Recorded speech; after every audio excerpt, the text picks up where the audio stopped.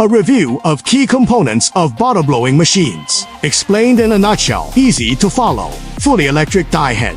Predict pressure and layer distribution for HDPE, PP, EVO, PA. Adjust flow of each layer via flow regulators. C-type clamping frame. Adopt C-type clamping arm structure. Centralized mold force. Less deformation. Repeatability of plus or minus 0.02. Dry cycle time not exceeding 3.6 seconds. Fully electric blowing pin. Linear guides ensure high-precision blow pin movement. Fast bottle internal heat exchange speeds up product cooling.